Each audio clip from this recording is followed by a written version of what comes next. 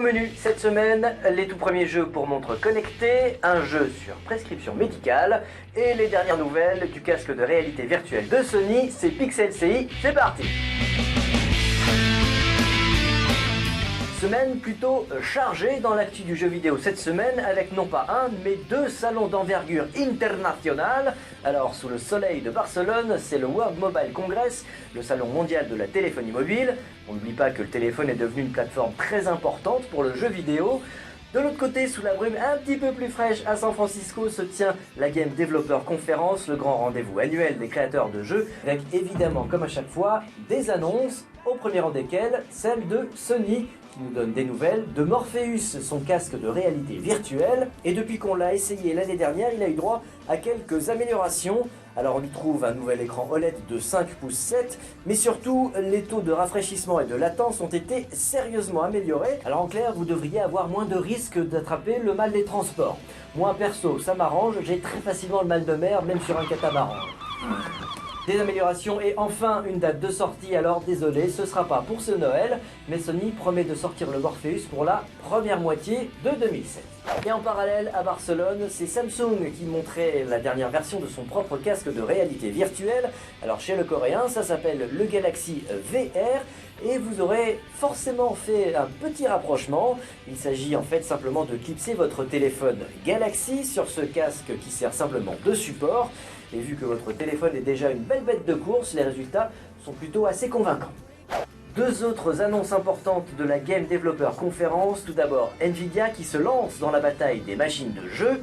La Shield vient donc d'être officiellement lancée. C'est une machine qui sera basée sur Android et qui devrait surtout servir à streamer des jeux qui pourraient théoriquement être affichés jusqu'en 4K, à condition tout de même d'avoir une sacrée bonne connexion internet. L'idée n'est quand même pas si saugrenue puisque Sony a aussi lancé son propre service similaire sur la PlayStation 4, ça s'appelle PlayStation Now, et c'est pour l'instant uniquement réservé aux États-Unis, mais dans les deux cas, c'est bien l'importance du catalogue proposé et les options tarifaires qui feront ou pas le succès de tels services.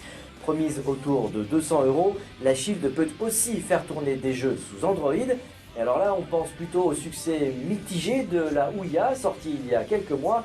Pas sûr que ça marche beaucoup dans ce sens-là. C'est sans doute le tout premier jeu à nécessiter une prescription médicale. Ça s'appelle Big Rush et c'est Ubisoft qui vient de le présenter à San Francisco. Big Rush, un jeu qui a clairement une vocation thérapeutique puisqu'il va aider à traiter l'amblyopie. C'est une maladie oculaire qui touche près d'un enfant sur 40. Jusqu'à présent, les malades devaient porter un patch toute la journée sur leur œil fort pour forcer leur œil plus faible à travailler. Mais grâce à ce jeu et à l'utilisation de lunettes colorées, les yeux vont travailler différemment pendant que le patient essaye de résoudre les énigmes proposées. Un traitement forcément beaucoup plus ludique et qui a été mis au point en collaboration avec la prestigieuse université McGill de Montréal.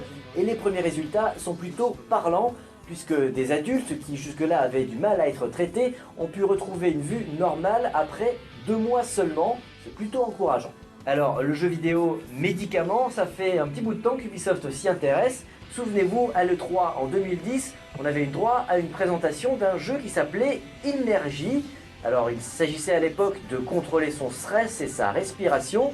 Il se trouve que Innergy a totalement disparu des écrans radars. Alors, on souhaite sincèrement à Big Rush un avenir beaucoup plus concret. On termine avec une rencontre dans les allées du salon de Barcelone. Nous avons croisé Pierre Lacombe, un jeune entrepreneur qui vient de lancer Audigame. Audigame, c'est une plateforme qui permet de télécharger des jeux audio. Alors souvenez-vous, c'est sur la base des histoires dont vous êtes le héros. Vous avez des choix à effectuer toutes les 30 secondes. Un choix à valider soit directement sur votre téléphone, soit en utilisant les boutons de volume de votre casque audio, ou alors, et c'est une grande première, en cliquant directement sur votre montre connectée. Alors, pour l'instant, il n'y a que 6 histoires. Pour l'instant, il n'y a que 6 histoires. Il y a 2 histoires en anglais et 4 histoires en français. Il y en a un peu plus sur notre site internet. Nous créons à chaque fois des histoires, mais notre but, c'est vraiment de montrer toutes les possibilités qu'on peut faire avec. Donc, soit des jeux d'aventure, des jeux pour le running, par exemple, ou des jeux encore pour le tourisme, puisqu'il s'agit des premiers jeux sur lesquels on peut jouer tout en marchant et simplement voilà, en faisant nos choix à travers l'audio. Les meilleurs graphismes du monde, notre imagination. Audigame va bientôt proposer à tous les joueurs de créer leurs propres histoires interactives en leur donnant tous les moyens audio et logiciels. Alors si vous vous sentez l'âme d'un auteur interactif, eh bien n'attendez plus. Et puis si vous voulez juste vous amuser en écoutant des aventures dans le métro ou n'importe où, il vous suffit de télécharger Audigame, c'est gratuit, c'est sur le store Android. Voilà, c'est la fin de ce Pixel CI. Des bisous.